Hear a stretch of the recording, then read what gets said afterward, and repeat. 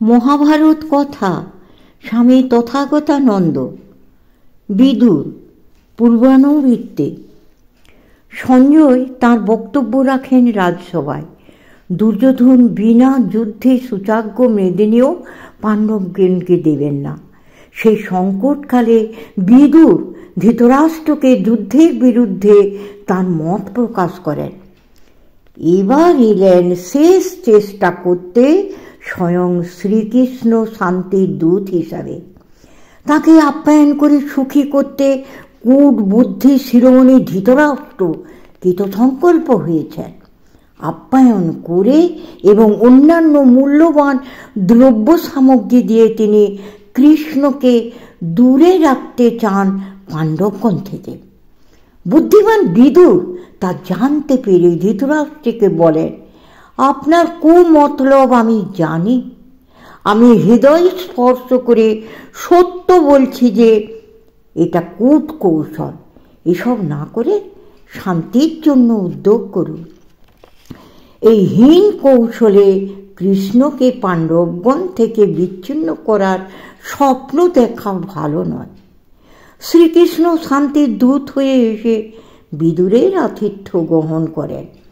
বিদুর মাঙ্গলিক দ্রব্য সহযোগে তার বিশেষভাবে অর্চনা করে বলেন, হে পদ্মপলাশলোচন, তোমাকে দেখে আমার যে কি আনন্দ হচ্ছে তা ব্যক্ত করতে আমি অসমর্থ। তুমি জীবের অন্তরাত্মা, তোমার অজানা কিছুই নেই। কুন্তি চিরদিনই দ্রৌপদীকে তাঁর স্বভাব চরিত্রের জন্য পুত্রদের চেয়ে বেশি স্নেহ করতেন। রাজসভায় দ্রৌপদীর লাঞ্ছনা কুন্তির মর্মস্থান বিদ্ধ করে। সেই অন্তর্দাহকে তিনি কোনো দিনই ভুলতে পারেননি। সেজন্য সেই ঘোর দুর্দিনে একমাত্র মহামতি বিদুরের আন্তরিক চেষ্টা, লাঞ্ছনার প্রতিকারের জন্য বারবার সভাসদদের কাছে আকুল নিবেদন প্রভৃতির জন্য কুন্তি বিদুরের প্রশংসায় বলেন, সভার মধ্যে বিদুরই প্রশংসার যোগ্য। ধন বা বিদ্যা দ্বারা মনুষ্যত্ব অর্জন করা যায় না, চরিত্র বলেই তা লভ্য। কৃষ্ণ বুদ্ধিমান, গম্ভীর ও উদার। বিদুরই চরিত্র বলে ত্রিজগতে বিখ্যাত হয়েছে। রাত্রিকালে বিদুর কৃষ্ণকে বলেন, কেশব, দুর্যোধন অতি অধার্মিক, মূঢ়, ক্রোধী, ক্ষুদ্রমনা এবং অন্যান্য দোষে দূষিত। সে কোনো মতেই পাণ্ডবদের প্রাপ্য অংশ দেবে না। তোমার উপদেশ তারা গ্রাহ্য করবেন না। ওই সভায় অনেক ক্ষুদ্রমনা ব্যক্তি আছেন, তাদের দ্বারা তোমার অপমানিত হবার সম্ভাবনা আছে। তোমার বুদ্ধি, প্রভাব ও পুরুষাকার আমার বিলক্ষণ জানা আছে, তথাপি প্রীতিবশত তোমাকে এসব বললাম। উত্তরে কৃষ্ণ বলেন, বিদুর, তোমার প্রীতিযুক্ত কল্যাণপ্রদ বাণী আমি শুনলাম। এই গৃহযুদ্ধে শান্তির জন্য কোনো প্রচেষ্টা না করলে অশ্ব হস্তি সমেত সমগ্র পৃথিবী ধ্বংস হবে। এই কারণে যে কোনো চেষ্টা করে এদের বাঁচার ব্যবস্থা করলে অসাধারণ ধর্মলাভ হবে। মানুষ নিজের ক্ষমতানুসারে সৎ কাজ করে ব্যর্থ হলেও পুণ্যলাভ করে। এই সর্বনাশ নিবারণের জন্য আমার আগমন। কৌরবগণের জন্য আমার কোনো ভয় নেই, কারণ রাজন্যবর্গের সমবেত আক্রমণকে আমি প্রতিহত করতে পারব। আমি ক্রুদ্ধ হলে আমার বিরুদ্ধে কেউ দাঁড়াতে পারবে না। এইভাবে সমস্ত রাত ধরে তাঁদের প্রীতিপূর্ণ আলোচনা হয়। পরদিন প্রাতে শকুনির সঙ্গে দুর্যোধন আসেন বিদুর ভবনে। সাত্যকী ও বিদুরের হাত ধরে কৃষ্ণ কৌরব সভায় আগমন করেন।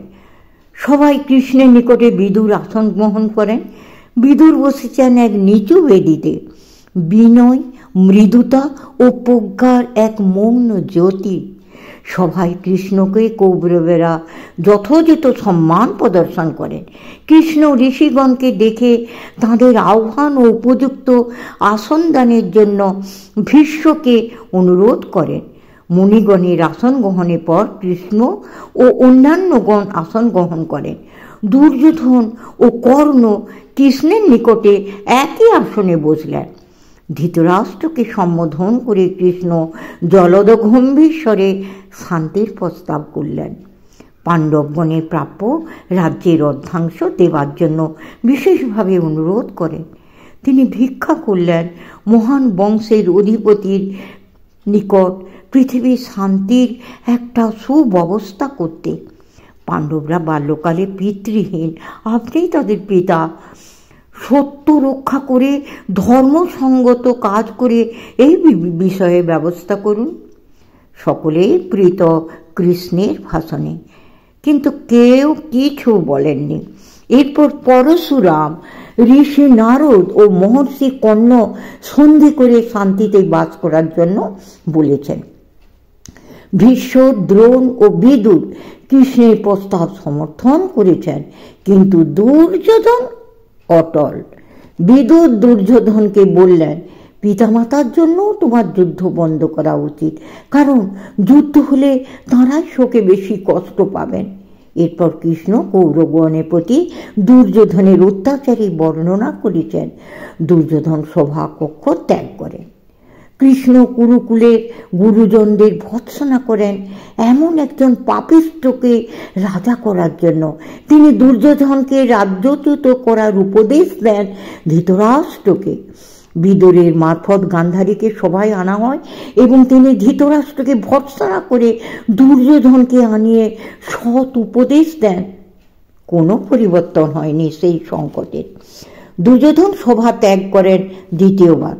কর্ণ প্রভৃতির সঙ্গে চক্রান্ত করে কৃষ্ণকে বন্দী করার মন্ত্রণা করেন। সাত্যকী জানতে পেরে যদুবিদদের সতর্ক করেন।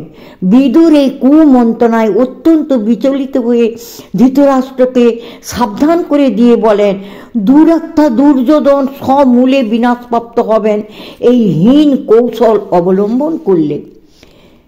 বিদুরের পর কৃষ্ণ দুর্যোধনকে বলেন, দুর্যোধন, আমি একা নই। সাত্যকীকে বললেন, তোমার সৈন্যদের সরিয়ে নাও। আসুক দুর্যোধন ও তার বন্ধুগণ, তারা এসে আমায় বন্দী করুক, দেখি তাদের কত বিক্রম। তারপর কৃষ্ণ অট্টহাস্য করে সহসা ঘোর ও করাল ও ভয়ঙ্কর মূর্তি ধারণ করলেন। তার দেহে বিশ্বরূপ প্রকাশ পেল। রাজন্যবর্গ ভয়ে চোখ মুজলেন। ঋষিগণ স্তব করতে লাগলেন। ভীষ্ম, দ্রোণ, বিদুর ও ধৃতরাষ্ট্র বিশ্বরূপ দর্শন করলেন।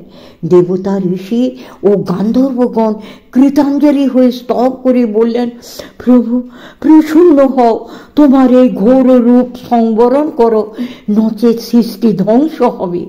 কৃষ্ণ তখন আত্মসংবরণ করে পূর্ব রূপ ধারণ করলেন। দুর্যোধনের কাছে এসব কৃষ্ণের জাদুবিদ্যা। কৃষ্ণ আবার বিদুরের গৃহে ফিরলেন। বিদুর এদের পাপকর্মের দ্রষ্টা। তিনি একবার ধৈর্যহারা হয়ে সভাতে পিতৃসম ভীষ্মদেবকেও তিরস্কার করেন।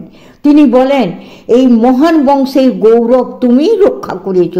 তুমি এই বংশের প্রধান কর্তা। এই কুলাঙ্গার দুর্যোধনকে তুমি তার ক্রূরতা ও লোভে কেন সহায়তা করছো? বিদুর চিরদিনই ভীষ্মদেবকে পিতার মতো শ্রদ্ধা করতেন। তিনিও পরম দুঃখে তাকে বলেন, ধৃতরাষ্ট্র, আমি তোমার সম্পূর্ণ অধীন।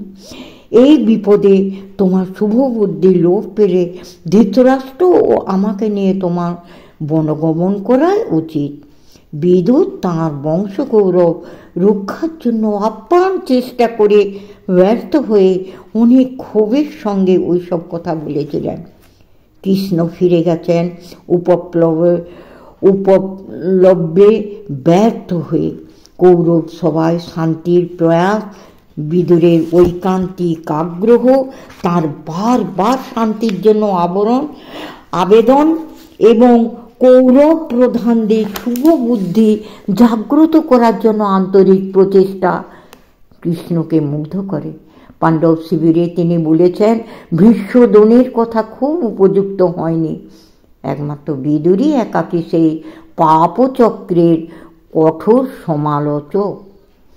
যুদ্ধের সময় বিদুর কোনো পক্ষ অবলম্বন না করে নির্বিকার দ্রষ্টার মতো নিজ আবাসেই ছিলেন, তার মতন একজন সৎ ও ধার্মিক মানুষ অত্যন্ত ব্যথা পেয়েছেন যুদ্ধের পৈশাচিক ও বীভৎস সংবাদ শ্রবণে।